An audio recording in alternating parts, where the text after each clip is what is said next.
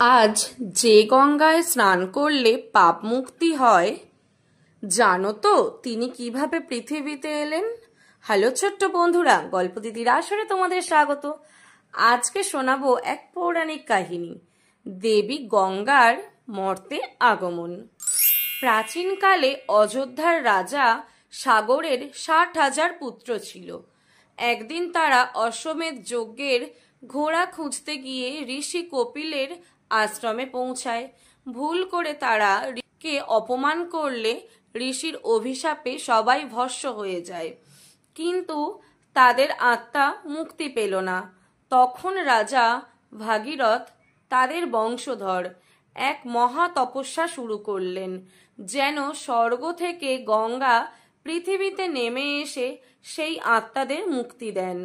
ভগবান ব্রহ্মা তার তপস্যায় খুশি হয়ে বললেন, গঙ্গা অবশ্যই নামবেন, কিন্তু তার প্রবল স্রোতে পুরো পৃথিবী ভেসে যাবে। তাকে থামাতে পারবেন কেবলমাত্র মহাদেব। ভাগীরথ আবার শিবের আরাধনা শুরু করলেন। অবশেষে শিবজি তুষ্ট হলেন। গঙ্গা যখন মহাবেগে ধেয়ে নেমে আসছিলেন, তখন শিব তার জটা জুটে তাকে আটকে রাখলেন। পরে আস্তে আস্তে তার জট খুলে গঙ্গাকে মর্তে নামিয়ে দিলেন।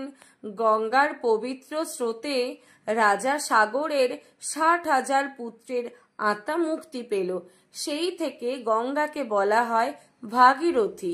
এভাবেই গঙ্গা দেবী পৃথিবীতে স্থায়ী হলেন। আর আজও বিশ্বাস করা হয় গঙ্গা স্নানে পাপ মোচন করে, মন ও আত্মাকে পবিত্র করে। যদি গল্প ভালো লেগে থাকে প্লিজ চ্যানেলটা সাবস্ক্রাইব করো আর লাইক শেয়ার কমেন্ট করতে ভুলো না। Thank you.